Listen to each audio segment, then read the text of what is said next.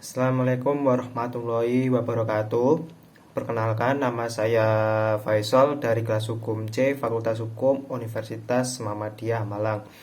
Di sini saya akan mempresentasikan atau memaparkan hasil ujian akhir semester saya. Untuk yang pertama,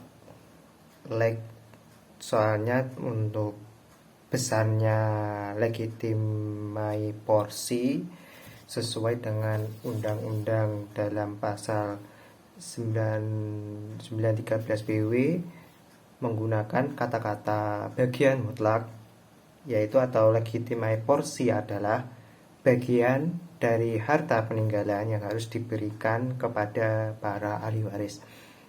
Kata harus di sini harus diartikan bahwa tanpa persetujuan legitimaris yang bersangkutan tak dapat disingkirkan sama sekali, karena legitimasi porsi merupakan suatu hak yang diberikan kalau yang bersangkutan menyatakan menggunakan hak tersebut, kalau bersangkutan menurut legitimasi porsinya. Untuk besarnya legitimasi porsi bisa dilihat di pasal 913 BW ayat 1 sampai 4. Yang pertama ayat 1, kalau hanya seorang anak sah saja besarnya setengah dari bagian jika ia mewaris tanpa wasiat. Selanjutnya ayat kedua, kalau hanya 2 orang anak sah saja besarnya 2/3 dari bagian jika ia harus mewaris tanpa wasiat. Selanjutnya ayat ketiga, kalau hanya 3 orang atau lebih anak sah besarnya 3/4 dari bagian jika ia mewaris tanpa wasiat. Yang terakhir ayat keempat, dengan sebutan anak termasuk juga di dalamnya sekalian keturunan dalam derajat keberapapun, akan tetapi hanya dihitung sebagai pengganti si anak yang mereka gantikan dalam pewarisan. Selanjutnya untuk yang B, nomor 1B, pengertian hutang persatuan, hutang warisan, hutang kematian. Untuk arti dari hutang persatuan, semua hutang-hutang dan pengeluaran yang dibuat baik oleh suami ataupun istri atau secara bersama-sama untuk keperluan kehidupan rumah tangga, termasuk pengeluaran sehari-hari. Pengeluaran tersebut akan menjadi beban dari harta persatuan. Selanjutnya, hutang warisan adalah semua hutang-hutang yang diterima ahli waris dari pewaris yang berupa pembayaran utang, hibah wasiat, dan beban-beban lain. Untuk hutang kematian, artinya semua hutang-hutang dan pengeluaran dari orang yang sudah meninggal dunia yang berupa tanggungan biaya pelunasan jenazah, pembayaran rumah sakit, serta wasiat serta urusan hutang piutang. Untuk nomor 2, soalnya tentang subjek inkorting dan imbreng serta pelaksanaannya. Yang saya jelaskan yang pertama adalah subjek inkorting. Yang pertama, keluarga saudara dalam garis lurus ke bawah dan ke atas. Keluarga saudara dalam garis lurus ke bawah adalah meliputi anak-anak sah dari perkawinan yang sah berikut keturunannya dan pergantian. Sedangkan keluarga saudara dalam garis lurus ke atas meliputi orang tua dari yang meninggal atau pewaris sampai leluhurnya ke atas oleh karena kematian. Contohnya anak-anak luar kawin yang telah diakui sah. Untuk pelaksanaan inkorting sendiri, setelah kita temukan besarnya LP atau legitimasi porsi, maka kita lihat berapa besarnya sisa warisan testamen dilaksanakan. Kalau sisa yang ada cukup untuk memenuhi LP, maka LP dipenuhi dulu, baru sisanya dibagi menurut pewarisan. Kalau warisan tidak cukup, maka kita lihat dulu apakah legitimaris pernah menerima hibah semasa hidupnya pewaris atau menerima legat berdasarkan testamen. kalau ada kurangnya jumlah hibah dan legat atau sterling dari hak yang bersangkutan atas legitimasi porsinya. Dari sini kita tahu apakah ia masih berhak untuk menerima LP. Kalau LP-nya belum terpenuhi, maka ia berhak menuntut pemotongan terhadap hibah-hibah atau wasiat. Selanjutnya subjek imbreng yang pertama kelompok 1E ahli waris dalam garis lurus ke bawah kecuali pewaris membebaskan mereka. Yang kedua kelompok 2E ahli waris lain dalam hal pewaris mewajibkan kepada mereka untuk pelaksanaan imbreng memperhitungkan kembali hibah-hibah yang diberikan pewaris kepada ahli warisnya ke dalam warisan agar pembagian warisan di antara para ahli waris menjadi lebih merata. Selanjutnya untuk nomor 2B, di sini saya akan menjelaskan sesuai dengan untuk pewaris di sini adalah A dan ditarik garis lurus serta mempunyai anak, kita sebut saja B, C, D, E. Untuk harta warisnya sendiri 12 juta, hibah ke E sebesar 5 juta. Serta untuk penghitungan pembagiannya di sini B, C, D, E 1/4 dikali 12 juta sama dengan 3 juta. Terus E menerima 3 juta. Dan di sini kita dari hibahnya ditambahkan, berarti yang tadi 1/4 kali 12 tadi hasilnya ditambah, terus E menerima ditambah, terus ditambah 5 juta menjadi 8 juta. E harus imbreng. Terus harta waris ditambah hibah sama dengan 12 juta ditambah 5 juta sama dengan 17 juta. Selanjutnya untuk B, C, D, E mendapat 1/4 kali 17 juta sama dengan 4.250.000. E 3 juta sebagai warisan dan 1.250.000 rupiah sebagai hibah. Selanjutnya untuk nomor 3 penjelasan pembagian ahli waris sesuai dengan surat di Al-Quran, yaitu surat An-Nisa ayat 11, An-Nisa ayat 12 dan surat An-Nisa ayat 176. Yang pertama saya akan menjelaskan dari ayat 11 dulu, surat An-Nisa. Pewaris P adalah orang tua, bapak dan ibu.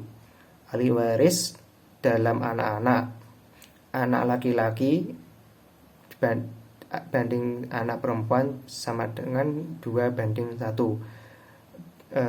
Jika lebih dari 2 anak perempuan mendapatkan 2/3 dari harta yang ditinggalkan oleh pewaris, 1 anak perempuan mendapatkan setengah dari harta yang ditinggalkan oleh pewaris.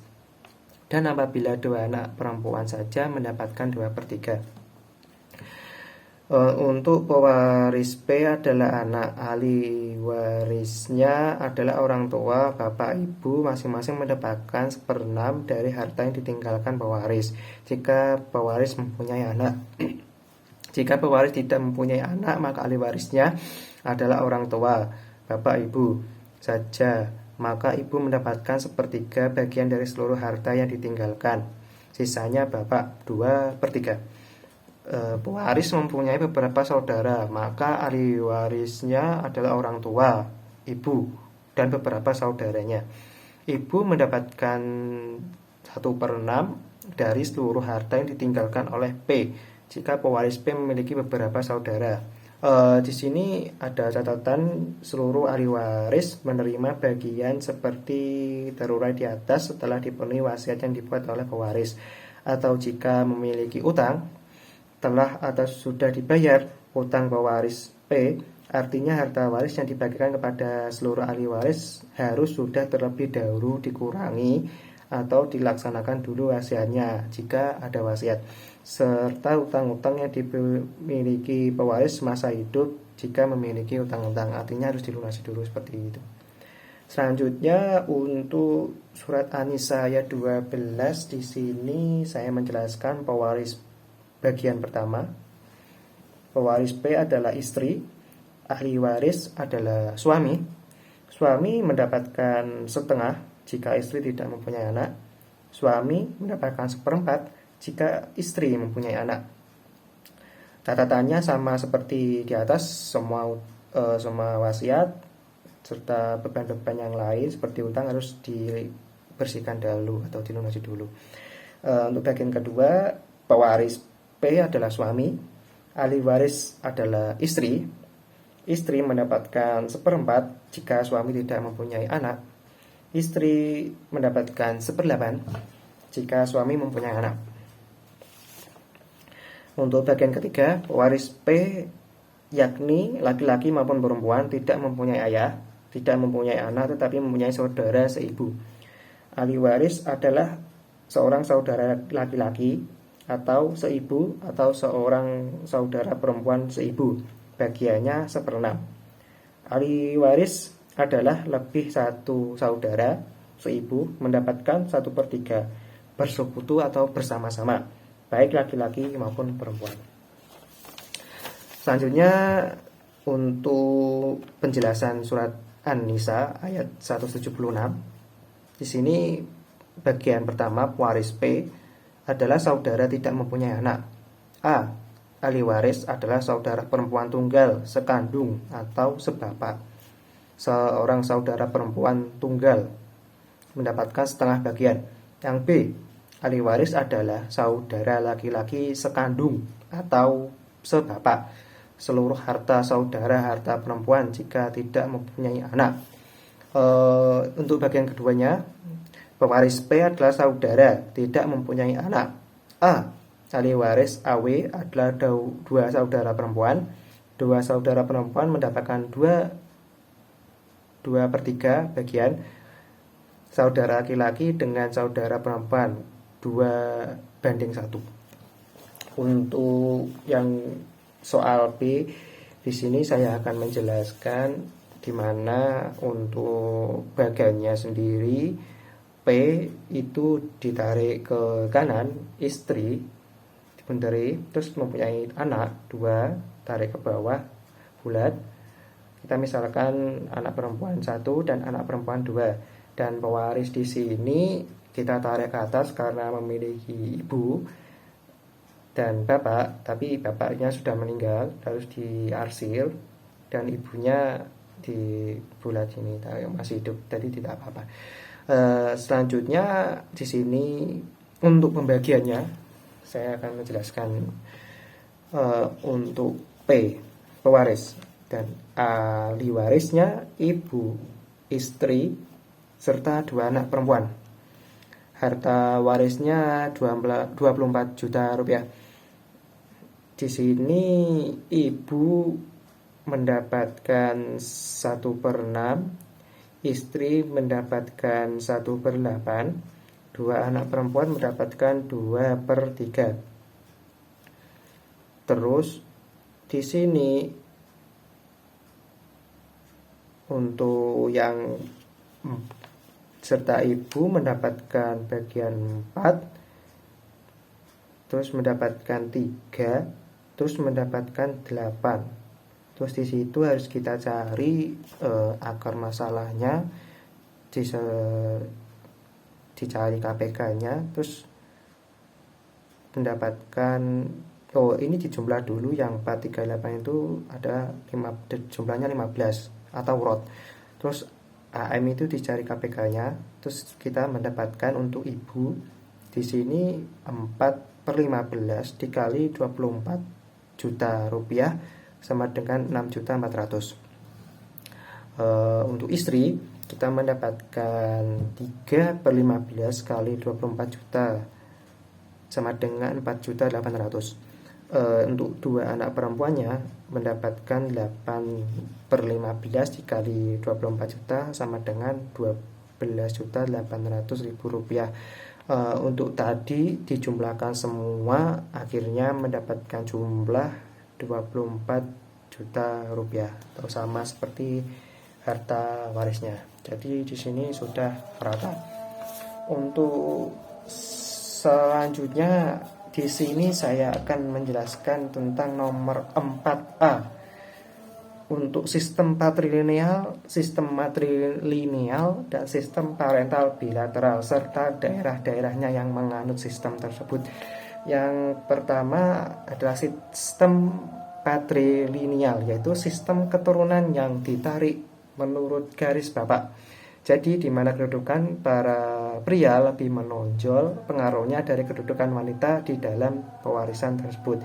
Daerah yang menganut yang pertama adalah Gayo Alas, Batak, Nias, Lampung, Buru, Seram, Nusa Tenggara, Irian. Yang kedua, sistem matrilineal, yaitu sistem keturunannya ditarik menurut garis ibu, di mana kedudukan wanita lebih menonjol pengaruhnya dari kedudukan pria di dalam pewarisan. Contoh daerahnya Minangkabau, Enggano, Timor. Yang terakhir sistem parental atau bilateral, yaitu sistem keturunan yang ditarik menurut garis orang tua atau menurut garis dua sisi bapak ibu, di mana kedudukan pria dan wanita tidak dibedakan sama sekali di dalam pewarisan. Contoh daerahnya di sini adalah Aceh, Sumatera Timur, Riau, Jawa, Kalimantan, Sulawesi, dan lain-lain.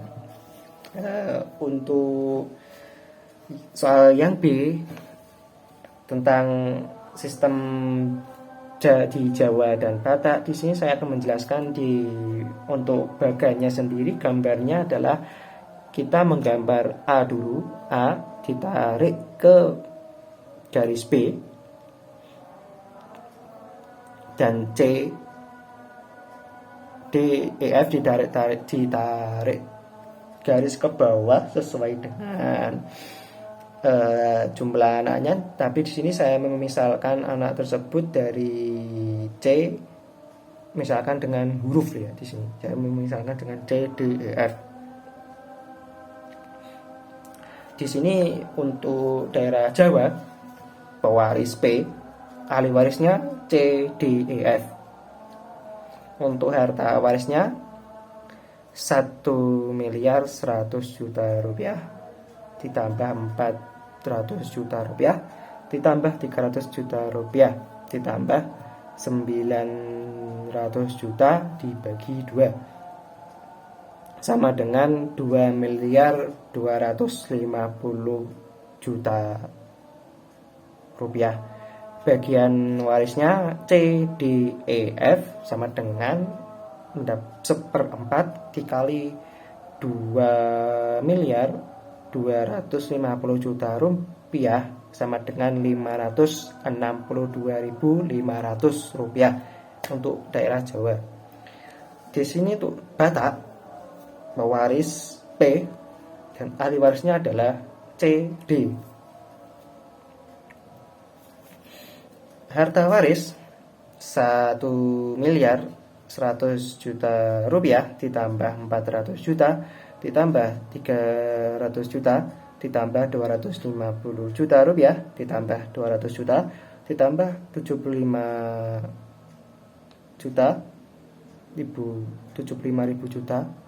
ditambah 900 juta sama dengan 3.225.000.000 rupiah.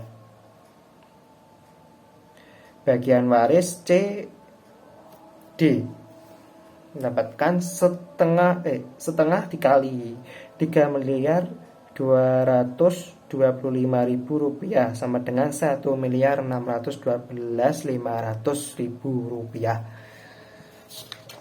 Selanjutnya untuk soal nomor 5. Di sini saya akan menjelaskan tentang perbedaan hukum waris BW, hukum waris Islam, hukum waris adat. Yang pertama, hukum waris BW. Ahli waris tidak digolongkan berdasarkan sifat kekeluargaan, artinya tidak membedakan antara laki-laki dan perempuan. Adanya hak mutlak dari masing-masing para ahli waris apabila pada suatu saat menuntut pembagian dari harta warisannya.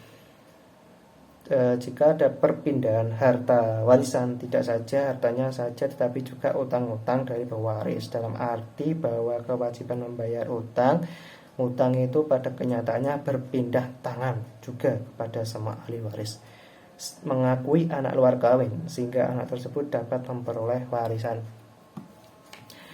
Hukum waris Islam. Kedudukan anak laki-laki mutlak lebih tinggi dari anak perempuan dalam hal pembagian warisan. Hukum waris Islam berlaku pada masyarakat yang menganut agama Islam. Hukum waris Islam sumbernya berdasarkan atas wahyu dari Tuhan, dalam hal ini kitab suci umat Islam yaitu Al-Quran, dan hukum waris Islam tidak mengakui anak di luar kawin, jadi tidak mendapatkan warisan. Untuk hukum waris adat, ahli waris digolongkan berdasarkan sifat kekeluargaan, misalnya sifat kebapaan, keibuan maupun keduanya. Kadang-kadang harta warisan itu masih utuh dan tidak menjadi suatu keharusan untuk dibagi-bagikan pada ahli waris. Perpindahan harta warisan berupa barang-barang peninggalan dalam keadaan bersih, artinya sudah dikurangi dengan pembayaran utang-utang dari pewaris serta pembayaran-pembayaran lainnya. Yang terakhir, tidak mengenal atau mengakui anak luar kawin, artinya anak luar kawin tidak mendapatkan warisan. Sekian presentasi atau penjelasan saya dari hasil UAS saya ini untuk mata kuliah hukum waris yang diampu oleh dosen Ibu Tinuk Dwi Cahyani. Sekian, terima kasih. Mohon maaf jika banyak kata yang salah atau kepanjangan videonya, mohon dimaafkan. Terima kasih. Wassalamualaikum warahmatullahi wabarakatuh.